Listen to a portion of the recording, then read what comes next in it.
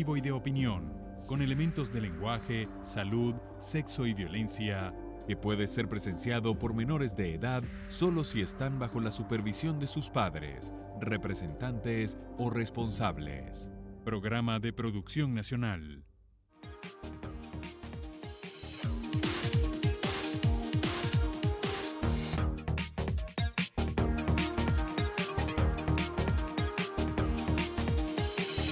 Muy buenas noches, bienvenidos a La Hora Clave. Buenas noches. Buenas noches, Manuel Felipe. Bueno, se habla mucho de petróleo, ¿no? De rentismo petrolero, de precios del petróleo, pero hay un aspecto importante también en el tema del petróleo, que es la cultura petrolera. Y todo lo que eso ha generado, por supuesto, bueno y malo. Así es. Podríamos decir que el gran error, a partir de la riqueza petrolera en Venezuela, ha sido el rentismo, que ha sobredimensionado al Estado y perjudicado al desarrollo. Pero hubo un tiempo en que el petróleo, sobre todo en sus inicios, sirvió tanto para sanear las cuentas del país como para producir beneficios sociales en función del crecimiento de personas e instituciones.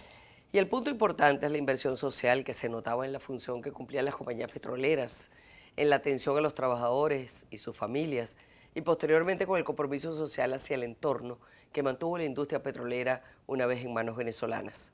El petróleo se descubrió en Venezuela en la época de la dictadura de Juan Vicente Gómez, en 1814, cuando se perforó el primer pozo de Mene Grande en el Zulia, llamado Sumaque 1, y en 1917 se exportó el primer cargamento de petróleo venezolano. Para el año 1925 el petróleo había desplazado al café como principal producto de exportación y para 1928 Venezuela había alcanzado el primer puesto como país exportador de petróleo en el mundo y el segundo como país productor. A partir de 1935, después de la muerte del dictador, y con la explotación comercial del petróleo, Venezuela se transformó y se convirtió en una república petrolera y experimentó una serie de cambios, especialmente en términos económicos, que repercutieron en transformaciones sociales importantes para el país. El general Marcos Pérez Jiménez otorgaría las últimas concesiones petroleras que dominarán el siglo. Luego, durante el primer gobierno de Carlos Andrés Pérez, se produjo lo que conocemos como nacionalización petrolera, que colocó a la industria en manos totalmente venezolanas hasta hoy. El petróleo ha sido el gran recurso de este país y la dimensión social de su uso, aprovechada o dilapidada, ha estado siempre presente. Desde los tiempos en que las concesionarias extranjeras abrieron campos, donde las familias de sus trabajadores disponían de todo lo necesario para una vida digna, salud, vivienda, educación para sus hijos, buenos paquetes laborales y demás beneficios. Es lo que hoy llamaríamos responsabilidad social empresarial. Hasta hace apenas pocos años, cuando podríamos constatar la existencia de una industria de excelencia que premiaba la meritocracia y permitía la constante mejora de sus cuadros laborales y la consecuente movilidad social ascendente reflejada en condiciones de vida cada vez más satisfactorias. Sobre este papel social que ha jugado el petróleo en Venezuela, sabremos más al regreso de la pausa con el ingeniero José Ignacio Moreno León, el rector de la Universidad Metropolitana y exministro de Energía y Minas. Pero antes de ir a la pausa, les recordamos que pueden hacer sus comentarios en nuestras cuentas de Twitter e Instagram, @lahoraclave_gb, y a través de la etiqueta #HoraClave, envíen sus preguntas para nuestro invitado. Y recuerden que aquí en Globovisión nos vemos todos. Ya regresamos.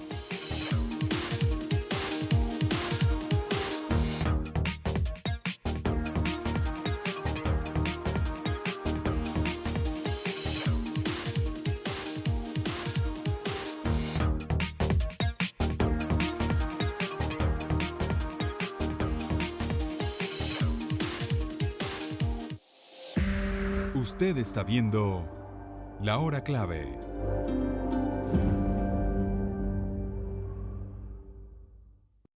Esta noche en Reporte Estelar hablaremos sobre la capacidad productiva del país durante el primer semestre del año. Envía desde ya tus preguntas y propuestas. Participa con el hashtag Reporte Productivo.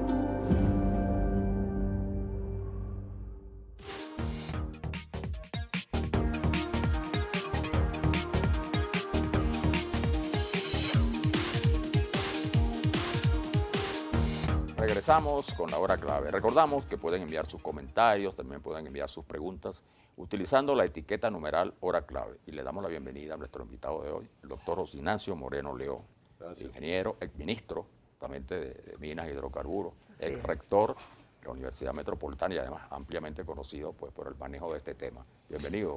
Gracias. Ahí me gustaría, José Ignacio, que nos comenzara, pues tú tienes que tener muchísimas anécdotas. Tú tuviste una pasantía importante por los campos petroleros. Bueno, yo fui becado por una de las empresas petroleras de entonces que se llamaba Creole. Sí. Y mis primeros años de ejercicio como ingeniero, que fueron pocos, que después me dediqué a otras cosas, fueron en Amoay, en el campamento de Judibana, que era donde estaban las dos más grandes refinerías hasta esa época, casi que del mundo. Realmente creo que superadas por las de Nueva Orleans. Pero ya La más Luisiana. recientemente, ¿no? Exacto, más recientemente. Y allí pues se vivía lo que se podía llamar la cultura del campamento petrolero. O sea, el campamento era un desarrollo que hacían las empresas petroleras para tener a su gente con todas las facilidades, tanto obreros como Cuéntanos cómo era profesionales, eso, ¿no? porque las nuevas generaciones solo escuchan en referencia, a lo mejor algunas ni siquiera escuchan sobre eso. Bueno, yo creo que los campamentos petroleros surgieron por una necesidad de las empresas cuando empezaron a industrializar el petróleo en el país, sobre todo con esas dos grandes refinerías, porque esas eran zonas que no tenían ningún desarrollo. O sea, el desarrollo urbanístico de toda la parte esa de la península paraguaná, especialmente lo que es Judibana y Amoay, lo hicieron las compañías petroleras en los supuesto. campamentos. Y la expansión de Punto Fijo, que fue el centro comercial. Pero cuando se produce la nacionalización, eso se entrega al Estado y entonces las municipalidades continúan, las ciudades continúan, o el desarrollo continúa creciendo alrededor de esos polos de ciudades que eran. Y todavía se mantiene inclusive algunas casas, un Las poco ciudades del deterioradas por petróleo. falta de mantenimiento. Las ciudades del petróleo las llamaban, ¿no? Exactamente. Bueno, Pero ¿cómo era la dinámica de la vida en esos campamentos? Bueno, era un trabajo de empresas organizadas en donde uno tenía todo un proyecto de desarrollo profesional. Yo recuerdo que yo empecé a trabajar como ingeniero químico y el jefe mío era un técnico que tiene muchos años en la industria y para que conociera lo que era el complejo refinero, pasé casi un año con el Sol de Paraguaná analizando Que no es todas las poca instalaciones cosa. de la industria dirigida por mi jefe, que era un técnico, para conocer lo que era una refinería, donde estaban los sistemas. Me llamó mucho la atención, por ejemplo, los sistemas de tratamiento de agua para los procesos de enfriamiento, que tenía muchos problemas con las sardinas, porque se tapaban con las sardinas, entonces había todo un operativo especial para mantener eso limpio, pero uno tenía que conocer las instalaciones para después ser ingeniero de verdad, ¿no? Comienza a escribir nuestro tuitero Edgar Chacín, geólogo. Con tantas riquezas, cultura centenaria y las mayores reservas de petróleo, no posee un museo petrolero inaudito. Sí, así es. Así es. Un museo petrolero que sería de verdad una referencia importante para conocer Pero un nosotros poco de lo fuimos que fue toda esa pioneros época. en la industria petrolera casi que mundial, después de Texas y la refinación. Como te digo, las refinerías de Venezuela fueron una referencia por mucho tiempo y todavía son grandes refinerías, un poco deterioradas por el tiempo y en algunos casos por malos manejos. Y también el proceso de exploración, ¿no? Inicialmente de perforación, eso de perforar en el lago, por ejemplo. Sí, sí, sí. Fue una innovación muy importante que Sí, sí. incorporó este tema de la exploración petrolera. Le Fíjate, dio mucha yo información. he dicho que, hablamos antes de empezar el programa, que Venezuela no nacionalizó el petróleo, el petróleo se estatizó, pasó de manos Así de es. las petroleras al Estado. Yo recuerdo que yo era funcionario en el Ministerio de Hacienda y había un señor que yo respetaba mucho, que fue el director de PDVSA, que es Humberto Peñalosa, Claro. uno de los pioneros por hacer incorporar a la ingeniería y a las empresas de bienes de capital al desarrollo petrolero. Y pensó él y promovió Incluso una mantuvo primera una empresa empresa petrolera nacional, Así es. pero popular. Yo conservo todavía acciones que yo compré de esa empresa. Que al Mito final- Juan, Mito Juan. Mito Juan. Entonces, bueno, Que al final no se concretó porque cuando se tenía casi que el capital para iniciarse, se produce la estatización. así es. Bueno, Ángel López Sifonte nos dice: nuestros administradores se han encargado de que el petróleo haya sido una de las peores desgracias del país. Bueno, desgracias Y relativamente. Bolívar Divisa dice, el rentismo petrolero no fracasó, fueron las políticas económicas que no sembraban petróleo, solo lo gastaban, ¿no? Hay dos reflexiones importantes ahí. Sí. ¿no? Sí, yo creo que especialmente lo último, fíjate, Uslar Pietri fue el que hizo popular la consigna esa de sembrar el petróleo, que fue Alberto Adriani, Claro, que fue su jefe como Sí. ministro de Hacienda, y Uslar era el director de Economía del ministerio. Claro. En los días ya finales de Alberto Adriani, que murió muy joven, él ya había escrito sobre la necesidad de sembrar el petróleo, porque él fue yo diría, el primer economista que trabajó en la administración pública, graduado en Suiza. Y venía con una gran Y él experiencia. pero además tenía la perspicacia de que ese era un recurso minero que había que sembrarlo en el país, porque Era como todo perecedero. recurso minero podía acabarse, ¿no? Claro. Roque Juan Peñalver nos dice, si en Venezuela se fuera aplicado la frase de Uralpietri, sembrar el petróleo, hoy no estaríamos en esta crisis. Pero en relación a eso vale la pena aclarar, en las primeras épocas, y Uralpietri tuvo muchas épocas porque duró mucho, él hablaba de sembrar el petróleo en agricultura. Pero después que fue evolucionando su pensamiento y se incorporó a la UNESCO como embajador nuestro en París, captó inmediatamente cuál era la clave del uso provechoso del petróleo, sembrar el petróleo en educación. Y eso nos trae a una reflexión que yo quería aprovechar este tiempo, que no es muy común, porque se están cumpliendo 42 años de un libro de un señor que tú conociste mucho, que fue José Luis Alberto Machado, La revolución de la inteligencia, ¿Cómo no? que apuntó claramente en lo que debe ser las bases para que un país realmente se potencie, tenga o no recursos como tenemos nosotros, y más en el caso nuestro. Él decía que el principal objetivo de la educación debería ser enseñar a la gente a pensar, enseñar a desarrollar su inteligencia, que era posible desarrollar la inteligencia.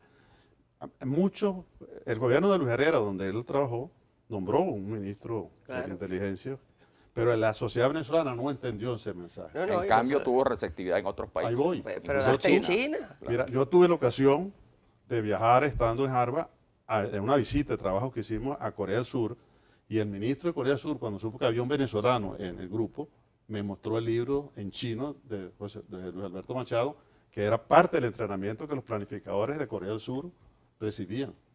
La República de Corea del Sur, que es ahorita una potencia mundial. Claro. Entonces, ese tema de impulsar el recurso petrolero en una educación de primera, yo creo que es el reto más importante que tenemos los venezolanos y las nuevas generaciones de venezolanos, porque el petróleo, hay estudios muy serios que indican que en los próximos 30 años va a dejar de ser va a tener la importancia que ha tenido hasta ahora en el tema energético. Y eso lo había anunciado Yamani, tú te recuerdas, hace como 4 décadas, cuando vino aquí y dijo que no nos olvidáramos que así como la edad de piedras había pasado la historia, y sin que se acabaran las piedras, la edad del petróleo iba a pasar la historia sin que se agotara el petróleo. Y hay estudios serios. Y te advierto que si nosotros le hubiéramos hecho caso o dado la importancia que requería aquella tesis de Luis Alberto Machado, enseñar a pensar y de invertir en educación más allá de lo que pudo haber hecho el gobierno de Luis Herrera, que lo hizo, el país sería otro, sí. Y no hubiéramos pasado por esta experiencia tan traumática de estos 18, 20 años. A pesar de que tuvo poca receptividad al mensaje de Machado,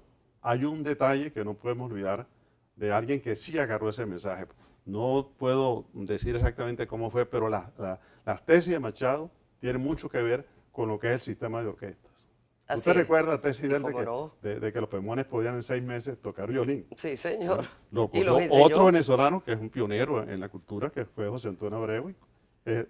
Tenemos el sistema de orquesta que también ha abordado la frontera nacional. El reconocimiento universal, ¿no? Sí. Edgar Chacín nos dice, el campo petrolero más grande del mundo, Gavar, ha extraído una cantidad similar a la de toda Venezuela. Increíble, ¿no? Bueno, eso es interesante, pero lo que yo creo que nos debe llamar más la atención a los venezolanos es el futuro de 3 o 4 décadas. Porque nosotros tenemos que prepararnos, y ese tiempo no espera, para convertir el petróleo en la verdadera herramienta para transformar la economía en una economía diversificada y competitiva, y por eso es importante el tema de la educación. Porque está perfectamente definido, pues que en ese horizonte de 20 a 30 años el petróleo va a pasar a un segundo plano como fuente energética. Ya estamos viendo vehículos híbridos. Acuérdate que un porcentaje importante de lo que se usa del petróleo es refinado, es para el transporte. Pero ya hay una serie de técnicas que van a permitir en un tiempo relativamente corto un reemplazo sustancial en el transporte por otras fuentes energéticas, ¿no? Bueno, tenemos a José Leandro que dice, lo más triste es que la era del petróleo se está acabando ante la necesidad global de reducir el calentamiento global. Pero esa es otra presión. Nos queda un minutico redondeado. Bueno, fíjate, ese es otro elemento que apunta a la idea esa de que tengamos como primera prioridad, además de primera prioridad de la educación, el reemplazar el rentismo petrolero, desarrollando una economía competitiva, porque las presiones ambientales están apuntando a que hay que de alguna manera detener la contaminación que genera la quema de hidrocarburos fósiles. Y además de eso está todos los desarrollos tecnológicos. Yo recuerdo, mira, cuando el presidente Caldera estaba en su última campaña electoral, que yo estaba en Harvard, lo llevamos a una empresa de tecnología muy conocida que había, o que hay en los Estados Unidos, que se llama ADL, que aquí actuaba como una empresa de consultoría, pero es una empresa de ingeniería que inclusive tiene técnicos en la NASA. Y el presidente de la empresa le dijo al presidente Caldera que él no entendía cómo los venezolanos no estaban metidos a fondo en el tema de las nuevas tecnologías energéticas, teniendo todas las posibilidades para hacer grandes alianzas internacionales para que fuéramos pioneros, por ejemplo, en la energía solar, como es China. Yo sueño con ver, por ejemplo, a Paraguaná cubierta de celdas solares y que se genere la energía de toda esa península a través del sol y no quememos el petróleo. Usemos el petróleo para Es exportar, mucho que nos lo que genera hemos más divisas. tenido y mucho lo que hemos desaprovechado también. Sí, pero todavía hay tiempo para recuperar, Claro que porque sí. el petróleo está ahí. Claro Lo que no que sí. podemos es perder más tiempo, inclusive nosotros tenemos, yo digo siempre, tenemos como 20 años de retraso para incorporarnos en el siglo XXI, porque cuando uno mira a esos otros países como los asiáticos, etcétera, nos estamos quedando atrás. Así es. Y como tú dices, nunca es tarde, pero hay que Pero empezar. hay que empezar con pie firme, ¿no? Gracias, José Ignacio. Muchas gracias. Vamos a la pausa y regresamos.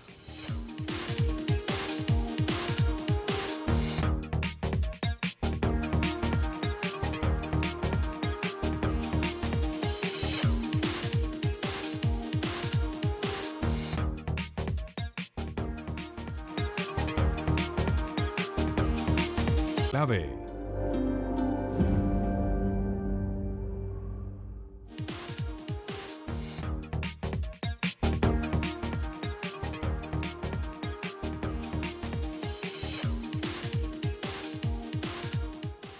Bueno, sea como sea, Manuel Felipe, hay que ver el interés que despierta el tema petrolero y lo vemos en la gran cantidad de participación que tenemos a través del Mensajes, Twitter, ¿no? De nuestra gente. Lee Weiss, el Pozo Sumaque 1 se encuentra en total abandono y sus alrededores es monumento histórico de nuestro Menegrande. Y es verdad, lamentablemente. Interesante ese, mira, Ahí tienes a ese Fabiola dato. Achique. Sí, Fabiola Achique nos dice, buenas noches, el fracaso petrolero actual es a causa de la falta de profesionalismo. Es una pregunta, Una de las tantas cosas. pero pertinente, ¿no? Así es. María de los Reyes, ¿por qué en la Venezuela inmortal el petróleo fue invertido en inversiones de desarrollo y posteriormente no? Bueno, esa es la gran pregunta, ¿no? Y Alfonso Carraquero nos dice, el Coquibacoa, al lago de Maracaibo, tanto que ha dado y hoy completamente contaminado. Bueno, fíjate tú. Rafael Quiroz Serrano. Especialista petrolero. Sí, señor. En 1975 ha pasado a ser del Estado, la industria petrolera nacional, del Estado venezolano. No quiere decir que no se haya nacionalizado, pues ello no colide. Bueno, eso fue por el comentario que hizo. En relación a Claro, estatización. es del Estado venezolano, no necesariamente de los venezolanos, que esa es Bueno, la se gran supone discusión. también, pero se supone también que el ser del Estado Claro, es de los pero venezolanos, ¿no? el sentido que lo decía Claro. es un poco lo que siempre hemos criticado. Tenemos mucho petróleo, tenemos mucha riqueza, pero realmente eso no derrama a los venezolanos de la manera que tiene que ser, ¿no? Pero bueno, un poco lo que decía Moreno León, ¿no? Sin duda alguna, pues el petróleo es su gran impacto que ha tenido, impacto social. Y él hablaba de este tema de los campamentos, llamadas ciudades del petróleo, bueno, que después llegaron a consolidarse ya en la fase de producción y refinación del petróleo, construyendo pues ciudades, ¿no? Importantes, como el caso de Cabimas, Lagunillas, Punto Fijo, El Tigre, Puerto La Cruz, bueno, donde se generó de alguna manera una vinculación con la sociedad muy importante, que se reflejó en muchas cosas. Incluso fíjate que de los campos petroleros se deriva en el habla popular muchas frases o que dice la gente, por ejemplo, como ok, guachimán, Sí. brother, my friend, My friend. full. Viene mucho de la costumbre de los El petroleros. tanque full. Y hay que destacar dos cosas importantes. En los campos petroleros se estimuló mucho el béisbol, que ya se conocía en Venezuela, pero bueno, recibió un impulso muy grande. Y el atletismo, que no se conocía en Venezuela, se desarrolló fundamentalmente en estos campos de ciudades del petróleo, y de ahí nacieron nuestras principales figuras en el atletismo. Bueno, yo creo que aparte de todas las consideraciones económicas, el hecho cierto es que el impacto del petróleo en la sociedad dejó pues importantes elementos de modernización. Esa es la clave. Esa es la clave. Buenas noches.